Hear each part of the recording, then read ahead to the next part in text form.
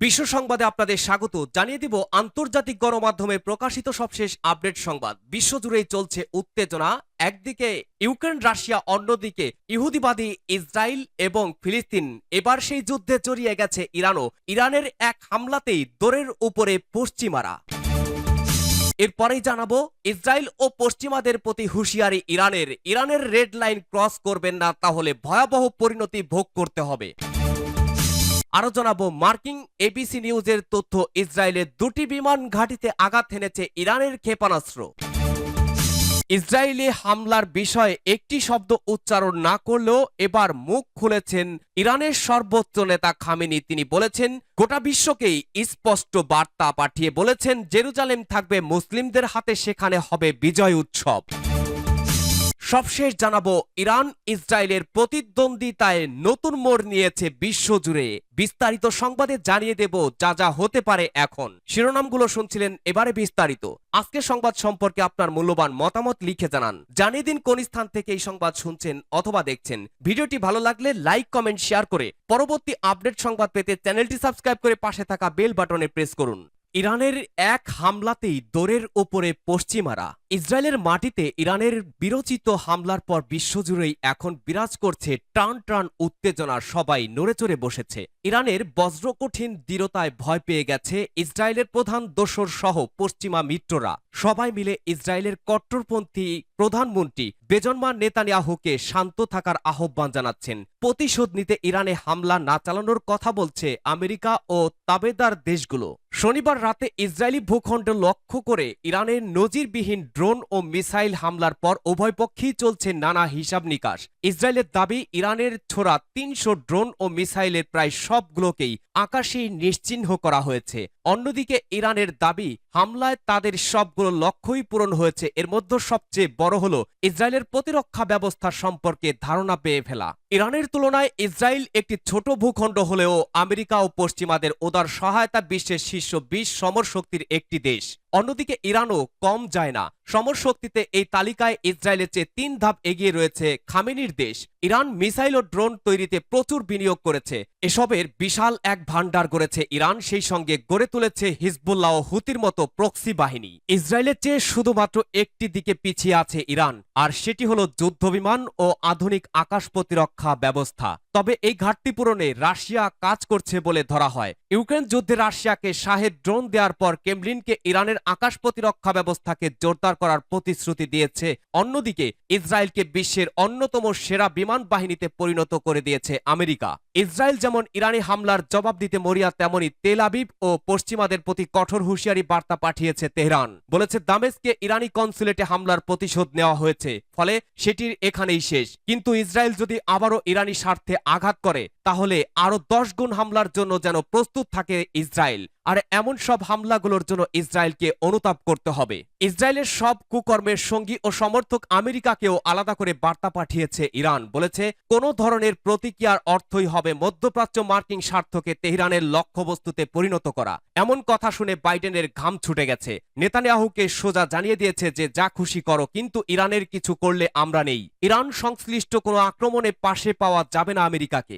এতদিন চুপচাপ ছিল রাশিয়া, বসে বসে মজা দেখছিলেন ক্রেমলিনের নায়ক ভ্লাদিমির পুতিন। ইরানের হামলা দেখে তিনিও বিস্মিত, তাই আর বসে থাকলেন না। ভূমধ্য সাগরে পাঠিয়ে দিয়েছেন বিশাল যুদ্ধবহর। গোটা বিশ্বকে অকপটে বলে দিয়েছেন, ইরানে পাল্টা হামলার চেষ্টা হলে বসে থাকবে না রাশিয়া। অর্থাৎ সব মিলে জমে গেছে খেলা।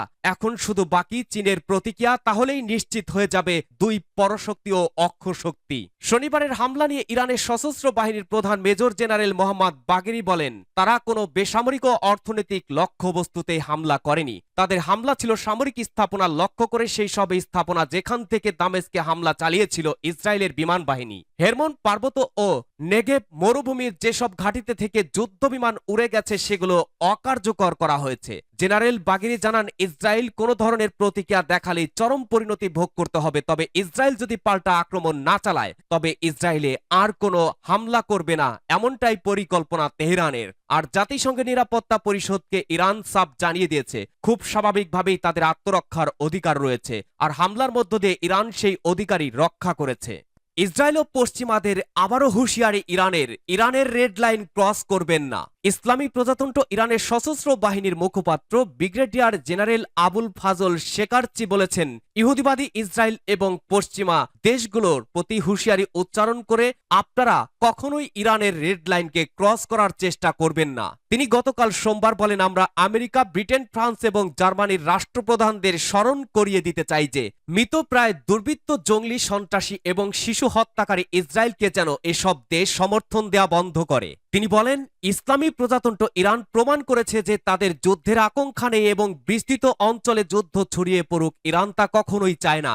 এরপরেও আপনারা সহ বেপরোয়া এবং অসহায় ইসরায়েল যদি রেড লাইন ক্রস করেন তাহলে আগের প্রতিশোধমূলক হামলার চেয়েও অনেক বেশি শক্তিশালী জবাব দিয়ে আমরা আপনাদের পা কেটে ফেলব। গত 1 এপ্রিল ইহুদিবাদী ইসরায়েলের বর্বর সেনারা সিরিয়ায় ইরানি কনসুলেট ভবনে হামলা চালিয়ে ইরানের শীর্ষ পর্যায়ের কয়েকজন সেনা কর্মকর্তাকে শহীদ করেন। এই অপরাধযজ্ঞের পরেও পশ্চিমা কয়েকটি দেশ ইহুদিবাদী ইসরায়েলের প্রতি সমর্থন জানিয়েছে। এই প্রেক্ষাপটে ইরানের সশস্ত্র বাহিনীর মুখপাত্র জেনারেল শেকারচি এই হুঁশিয়ারি উচ্চারণ করলেন। ইরানি কনসুলেট ভবনের দখলদারদের হামলার পর গত শনিবার দিবাগত রাতে ইরানের ইসলামী বিপ্লবী গার্ড বাহিনী বা আইআরজিসি ইসরায়েলের বিরুদ্ধে কয়েকশো ড্রোন ও ক্ষেপণাস্ত্র দিয়ে হামলা চালায়। ইসরায়েলের 2টি বিমান ঘাঁটিতে আঘাত এনেছে ইরানের ক্ষেপণাস্ত্র, মার্কিন এবিসি নিউজের তথ্য। ইসলামী প্রজাতন্ত্র ইরান ইহুদিবাদী ইসরায়েলের বিরুদ্ধে যে পাল্টা হামলা চালিয়েছে তাতে অন্তত 9টি ক্ষেপণাস্ত্র ইসরায়েলের প্রতিরক্ষা ব্যবস্থা প্রতিহত করতে ব্যর্থ হয়েছে এবং এগুলো 2টি বিমান ঘাঁটিতে আঘাত হানে। ইরানি ক্ষেপণাস্ত্রের আঘাতে ওই 2 বিমান ঘাঁটি বেশ ক্ষতিগ্রস্ত হয়েছে। আমেরিকার একজন শীর্ষ পর্যায়ের কর্মকর্তা নাম প্রকাশ না করার শর্তে টেলিভিশন চ্যানেল এবিসি নিউজকে একথা জানিয়েছেন। নিউ ইয়র্ক ভিত্তিক টেলিভিশন চ্যানেলটি গতকাল জানায় 5টি ব্যালিস্টিক ক্ষেপণাস্ত্র ইসরায়েলের নেভাতিম বিমান ঘাঁটিতে আঘাত হানে এবং এতে ইসরায়েলের একটি C-130 পরিবহন বিমান ধ্বংস হয়। মার্কিন ওই কর্মকর্তা জানান, আরও 4টি ক্ষেপণাস্ত্র ইসরায়েলের নেগেভ বিমান ঘাঁটিতে আঘাত হানে, তাতে বড় কোনো ক্ষয়ক্ষতি হয়নি বলে দাবি করেন তারা।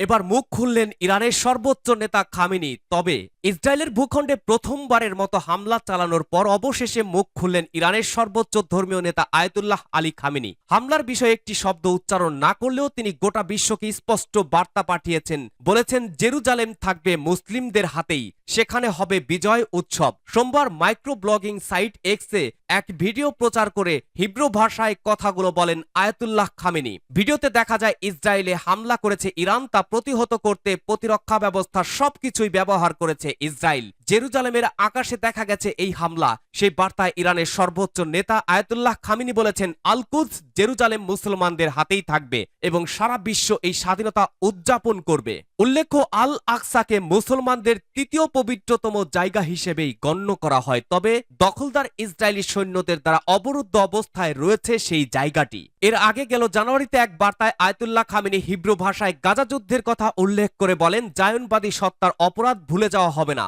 পৃথিবীর বুক থেকে এই সত্তা একদিন নিখোঁজ হয়ে যাবে, কেবল ইতিহাসের পাতায় থাকবে তাদের এই অপরাধ এবং গাজার হাজার হাজার হত্যাকাণ্ডের আখ্যান। ইরান ইসরায়েলের প্রতিদ্বন্দ্বিতায় নতুন মোড় এখন যা হবে। ইসরায়েলের ওপরে রোববার ভোরে ইরানের নজিরবিহীন ক্ষেপণাস্ত্র হামলার পর সবার দৃষ্টি এখন ইসরায়েলের দিকেই। তারা কি আরও সামরিক পদক্ষেপ নেবে? যখন যুক্তরাষ্ট্র কূটনৈতিক মাধ্যমে আঞ্চলিক উত্তেজনা কমানোর চেষ্টা করছে। ইরান বলেছে, চলতি মাসের শুরুতে সিরিয়ার রাজধানী দামেস্কে তাদের কূটনৈতিক ভবনে হামলার পাল্টা জবাবে তারা এই আক্রমণ করেছে। দামেস্কে যে হামলায় ইরানের আধা সামরিক রেভলিউশনারি গার্ড বাহিনীর 2 জন জেনারেল নিহত হন, সেটা ইসরায়েলি বিমান থেকে করা হয়েছিল বলে ধারণা করা হয়। ইসরায়েল বলছে তারা যুক্তরাষ্ট্র ও ব্রিটেনের সাহায্যে ইরানের নিক্ষেপ করা 3 শতাধিক ড্রোন এবং ক্ষেপণাস্ত্রের প্রায় সবগুলোকেই ভূপাতিত করেছে। তারা আরও বলেছে, একটি ক্ষেপণাস্ত্র ইসরায়েলের একটি বিমান ঘাঁটিতে আঘাত করে, তবে তাতে খুব বেশি ক্ষতি হয়নি। তারপরেও রেভলিউশনারি গার্ড বাহিনীর প্রধান তাদের অভিযানকে সফল বলে বর্ণনা করেন। গবেষণা কেন্দ্র ইউএস ইনস্টিটিউট অব পিস এর middle east and north Africa স্টাডিজের ভাইস প্রেসিডেন্ট মোনা ইয়াকুবিয়ান বলেন, ইরান দামেস্কে হামলার প্রতিশোধ নেওয়া এবং ইসরায়েলকে আরও হামলার জন্য উস্কে দেওয়ার ভারসাম্য রাখতে সক্ষম হয়েছে। তিনি বলেন, এই মুহূর্তে দুপক্ষই ইরান এবং ইসরায়েল সম্ভব বিজয় দাবি করা এবং খাদের কিনারে থেকে সরে আসা, বিশেষ করে যেহেতু ইসরায়েলে কোনো সামরিক লোকই মারা যায়নি। আরবদের সাথে জোট ইসরায়েলে কট্টরপন্থীরা পাল্টা জবাব দেওয়ার জন্য চাপ দিচ্ছে, কিন্তু অন্যরা সংযত হওয়ার পক্ষে মতামত দিয়েছে। তারা বলছে, ইসরায়েলের উচিত আরব দেশগুলোর সাথে তার সম্পর্ক উন্নয়নের দিকেই মনোযোগ দেয়া। ইসরায়েলের যুদ্ধকালীন মন্ত্রিসভার সদস্য বেনি গান্টোস বলেন, আমরা একটা আঞ্চলিক জোট গঠন করব এবং ইরানের কাছ থেকে একটি মূল্য আদায় করব, যার সময় এবং পদ্ধতি আমাদের সুবিধা অনুযায়ী করা হবে। বিশ্লেষকরা বলছেন, ইরান একটি বার্তা দিয়েছে যে প্রয়োজনে তারা সংঘাত আরো বিস্তৃত করতে প্রস্তুত এবং ইসরায়েলের সাথে ছায়াযুদ্ধের নিয়মাবলী তারা বদলে দিয়েছে। সুইডিশ ডিফেন্স বিশ্ববিদ্যালয়ের স্ট্র্যাটেজিক উপদেষ্টা ম্যাগনুস র্যান্ডস্টর বলেন, এটা ছিল একটা সাবধানতা বার্তা যার সারমর্ম ছিল ইসরায়েল যদি নিয়ম ভঙ্গ করে তাহলে তার পরিণতি থাকবে। গাজা যুদ্ধ যে গোটা অঞ্চলে ব্যাপক ধ্বংসযজ্ঞ সৃষ্টি করতে পারে, ইরানের আক্রমণ সেই শঙ্কা আবারও সৃষ্টি করেছে। কিন্তু ইরান বলছে যে তারা সমগ্র অঞ্চলে পুরোদমে যুদ্ধ চাইছে না। পররাষ্ট্রমন্ত্রী হোসেন আমির আব্দুল্লাহিয়ান সামাজিক যোগাযোগ মাধ্যম এক্সে সাবেক টুইটারে এক বার্তায় বলেন, আক্রান্ত না হলে এই সময় ইরানের আত্মরক্ষামূলক অভিযান চালিয়ে যাওয়ার কোনো ইচ্ছাই নেই। ঝুঁকির মাত্রা বৃদ্ধি। ইরান জোর দিয়ে বলেছে তারা ইসরায়েলের সেই সব স্থাপনা লক্ষ্য করে আক্রমণ করেছে যেগুলো দামেস্কে হামলায় জড়িত ছিল। কোনো বেসামরিক বা অর্থনৈতিক এলাকা লক্ষ্য করে হামলা চালায়নি ইরান। গাজায় হামাসের বিরুদ্ধে ইসরায়েল অভিযান শুরু করার পর থেকে ইরান সমর্থিত গোষ্ঠীগুলো সামরিক কার্যকলাপে জড়িত ছিল আর তেহরান দূরত্ব বজায় রেখেছিল। লেবাননের হিজবুল্লাহ ইসরায়েলের উত্তর অঞ্চলে রকেট নিক্ষেপ করে, ইয়েমেনের হাউসিরা লোহিত সাগর প্রাচ্যের বাণিজ্যিক জাহাজ আক্রমণ করে। ইরাকে ইরান সমর্থিত সশস্ত্র গোষ্ঠীগুলোর একটি জোট ইরাক এবং সিরিয়ার মার্কিন সামরিক স্থাপনায় হামলা চালায়। এখন ইরান তার সহযোগী গোষ্ঠীগুলোর উপর নির্ভর করে না, ঝুঁকির মাত্রা বৃদ্ধি করতে প্রস্তুত বলে জানিয়েছে কার্নেজি মিডল ইস্ট সেন্টারের পরিচালক মাহা ইয়াহিয়া। কিন্তু তারপরেও ইরান শুধু অল্প কিছুটা ঝুঁকি নিয়েছে। মাহা ইয়াহিয়া বলেন, তারা যথেষ্ট সতর্কবাণী দিয়েছে যে এই আক্রমণটি আসছে এবং আমার মনে হয় তারা জানতে পারত যে তাদের ড্রোন আর ক্ষেপণাস্ত্র ইসরায়েল পৌঁছানোর আগেই ভূপাতিত করা হবে। তিনি আরো বলেন, গাজায় তার যুদ্ধের ধরন নিয়ে ইসরায়েল সম্প্রতি যে চাপের মুখে ছিল সেটা এখন বদলে আঞ্চলিক উত্তেজনা কমানোর দিকেই চলে গেছে। ইয়াকুবিয়ান বলেন, নতুন করে সংঘাত বিস্তার রোধ করতে ওয়াশিংটনের গুরুত্বপূর্ণ ভূমিকা রয়েছে। ইসরায়েলি গবেষণা কেন্দ্র ইসরায়েল ইউএস রিসার্চ প্রোগ্রামের প্রধান এলদাদ শাবিট বলেছেন, যুক্তরাষ্ট্র সহ ইসরায়েলের মিত্ররা চায় না যে ইসরায়েল আর কোনো সামরিক পদক্ষেপ নিক। হোয়াইট হাউস ন্যাশনাল সিকিউরিটি মুখপাত্র জন কার্বি টেলিভিশন চ্যানেল এনবিসিকে বলেন, প্রেসিডেন্ট জো বাইডেন চান না যে এই অঞ্চলে সংঘাত বিস্তৃত হোক বা ইরানের সাথে যুদ্ধ বাঁধুক। তিনি বলেন, তিনি ব্যক্তিগতভাবে কূটনৈতিক প্রচেষ্টার সাথে কাজ করছেন। সূত্র ভয়েস অব আমেরিকা।